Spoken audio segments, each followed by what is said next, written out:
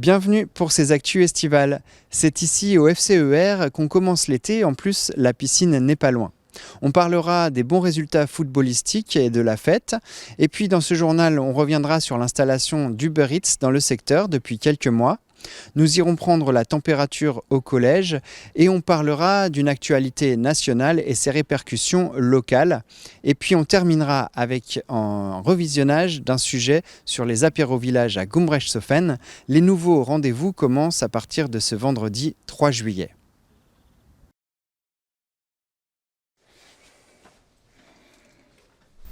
Les examens du brevet se sont déroulés sous forte chaleur.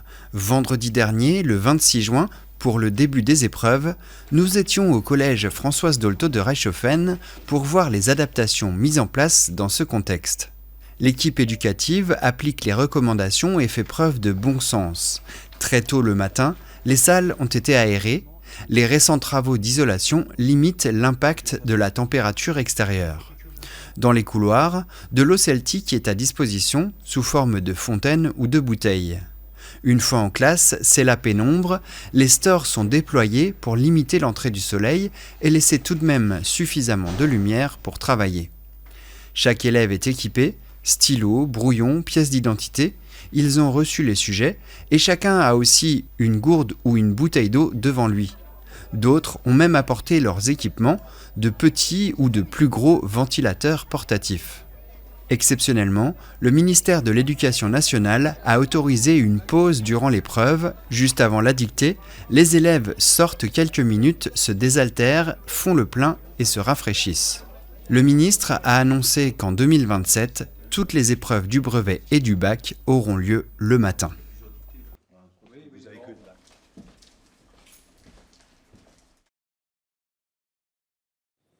Votant 333, exprimé 315 pour... Le 27 septembre, il y aura des élections sénatoriales. Ce sera l'occasion pour les candidats d'expliquer les votes de ce lundi 29 juin. Le projet de loi d'urgence agricole couvre de nombreux aspects. Gestion de l'eau, du foncier, prédation du loup, relations commerciales, souveraineté alimentaire et concurrence. Dans le cadre de l'examen des textes, le sénateur écologiste Jacques Fernic a voté contre.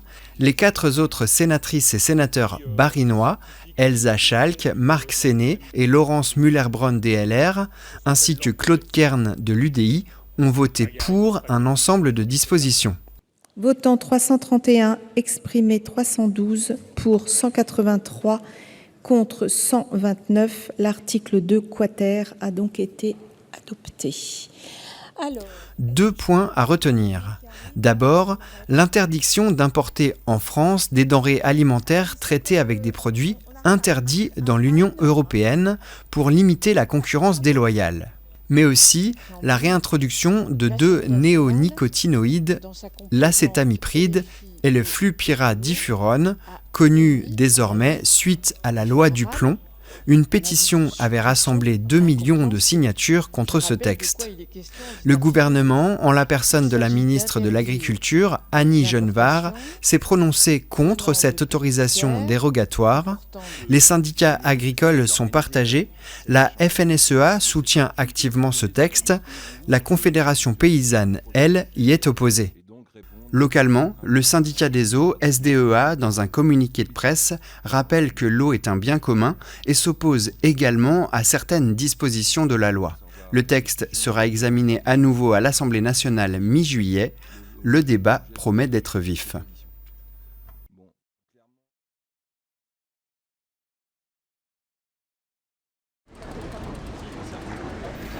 Les militaires du 54e régiment de transmission d'Oberhofen-sur-Moder ne font pas le tour de France, mais le tour des communes jumelées avec leur camp.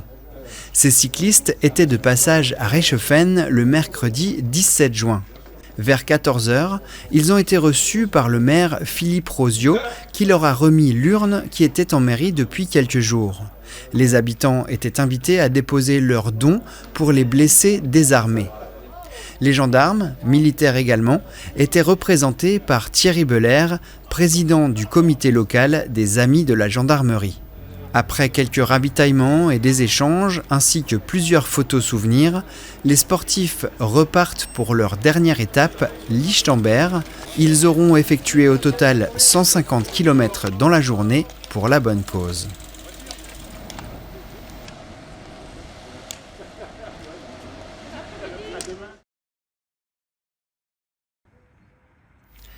Le service de livraison bien connu Uber Eats est déjà présent depuis 10 ans dans les grandes villes et agglomérations du Bas-Rhin. La marque se développe maintenant dans les zones rurales avant son concurrent Deliveroo. Elle a annoncé son arrivée dans notre Comcom du pays de Niederbronn et depuis le 6 février, la plateforme est active sur le territoire pour répondre à la demande. Cette réponse à la demande, on a pu la constater en se lançant dans une ville comme Wissembourg en septembre 2025. Mais aujourd'hui, voilà, Niederbronn-les-Bains, qui fait partie de la centaine de villes qui ont entre 10 et 20 000 habitants qu'on a lancé depuis l'année dernière. Ce qu'on va regarder d'abord, c'est quelle est la densité de restauration et de types de restaurants qui sont disponibles dans une ville. Et là-dessus, on est extrêmement satisfait. La plateforme constate une moyenne de 15 à 20% d'augmentation du chiffre d'affaires des restaurateurs partenaires. Plus d'une dizaine d'enseignes locales a rejoint le service. Certains proposaient déjà les livraisons, pour d'autres, c'est une petite révolution. On n'avait pas de service de livraison, n'étant pas assez nombreux. Donc on a fait le choix, effectivement, quand on a entendu qu'il y avait Uber Eats qui venait un petit peu dans notre secteur, de profiter de cette situation, en espérant pouvoir faire profiter un maximum de personnes qui ne veulent pas forcément se déplacer ou qui sont malades ou n'ont pas de moyens de transport ou autre. Ça peut leur amener un petit plus. Et puis c'est aussi pour publicité voilà, pour nous, pour faciliter pour les clients, comme ça il peut commander, livrer à la maison. Mais vu que moi après j'ai déjà mon service de livraison, donc moi je compte pas spécialement sur Uber Eats pour mon activité, ça me permet juste d'avoir des commandes en plus en fait, quoi. C'est vraiment des commandes supplémentaires avec leur visibilité, avec toute la puissance qu'ils ont, quoi. Autre avantage possible, des délais de livraison plus courts. Dans cette pizzeria, chaque déplacement se limite à 4 commandes et cela prend de nombreuses minutes. Le temps est précieux mais pas extensible. Les salariés internes chargés des livraisons resteront en place. La capacité, elle, sera augmentée grâce à de nouveaux livreurs complémentaires envoyés par l'application. Moi, mon service de livraison, j'y touche pas. Donc moi, j'ai mes livreurs qui sont salariés. Donc là, on continue notre activité normale de service de livraison. Donc vu qu'on a une soixantaine de livraisons à peu près à gérer les gros soirs de week-end, donc si Uber Eats il peut me décharger un petit peu par rapport à ça, ça va faire que les délais de livraison, en fait, ils vont baisser, quoi. Tous les plats ne sont pas forcément disponibles en livraison selon les choix des restaurateurs. Les menus apparaissent sur l'application, on choisit et on paye en ligne. Le coût de la livraison est proportionnel au montant total de la commande. Notre part à nous est donc de 30% sur le service, sur la prestation. Et le client, lui, derrière, a effectivement aussi une participation au niveau de la livraison. Une fois le tout commandé, les livreurs d'Uber Eats s'occupent du reste. Ils sont actuellement 4 ou 5 sur le territoire. Le temps et la distance font le calcul final de la rémunération, tout en sachant qu'aujourd'hui, il y a un minimum de 3 € par course. Les prochains mois seront décisifs et permettront aux clients, aux livreurs et aux restaurateurs de constater les effets de l'application. Si le service est bien ficelé, s'il y a assez de livreurs pour couvrir l'ensemble du territoire, je pense vraiment que c'est un service qui peut fonctionner, quoi.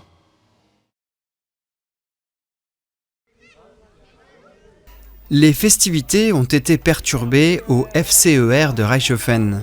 Le club a tout de même fêté en grande pompe les bons résultats footballistiques de cette saison en adaptant son programme. Pas de ballon rond en raison de la canicule, mais les jeunes du club ont improvisé une bataille de pistolets à eau et de glissade. Les U13 se sont particulièrement illustrés cette saison. Entraînés par la présidente des jeunes, Carole, ils sont invaincus et terminent champions avec 30 points. C'est le moment du bilan et des annonces pour l'année prochaine. Les footballeurs en herbe auront de nouveaux coachs. Je voudrais particulièrement remercier et féliciter toutes les équipes jeunes qui représentent l'avenir du club. Donc je pense que je pars avec la plus belle des victoires et de finir champion et invaincu. La semaine suivante, rebelote. Cette fois, ce sont les seniors du club qui fêtent leur double montée. L'équipe 1, en terminant deuxième, accède à la division supérieure et jouera en D4 l'an prochain. Les hommes de Verdi et l'équipe dirigeante sont à l'honneur dans cette chanson créée avec l'intelligence artificielle. Verdi le coach, toujours là pour guider. Il pousse ses joueurs à se dépasser. Tonton président, le club dans son cœur, toujours présent dans les victoires et les douleurs. FC Raissa,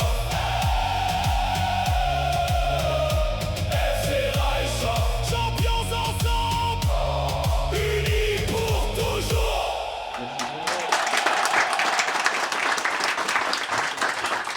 C'est vrai que de monter dans une saison, c'est toujours un événement qu'il faut fêter, puis vous l'avez illustré ce soir.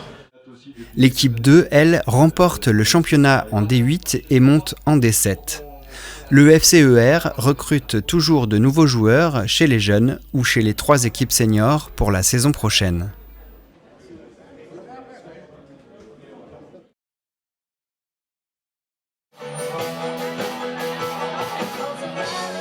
Deuxième année pour les rendez-vous de l'été à Gumbrecht-Zofen. En juillet et en août, le public a profité de nombreuses animations dans la commune lors des apéros village. 4 vendredis avec 4 temps forts. Le 8 juillet avec l'APPMA, le 15 juillet avec l'harmonie de Gumbrecht-Zofen. Et le 5 août, l'ambiance musicale était assurée, comme on le voit sur ces images, par un groupe de jeunes musiciens, les Vens, avec ses musiques rock.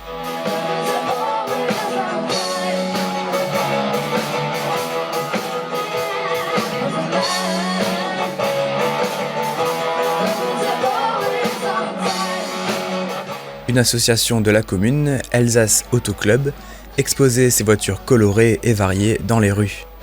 Gumbrecht-Zofen Ensemble, quant à eux, proposait tartes flambées, cocktails et autres boissons. Et les amateurs de cuisine plus originale étaient servis, avec la présence de quelques food trucks, Hopla Brésil, le banh mi de Véro et les friandises de la pâtisserie Marie.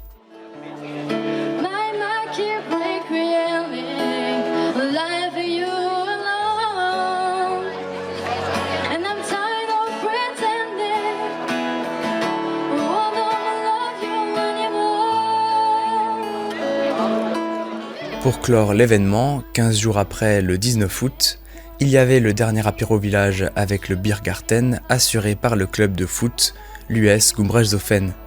Et prochain rendez-vous dans la commune, les 3 et 4 septembre avec le Mesti.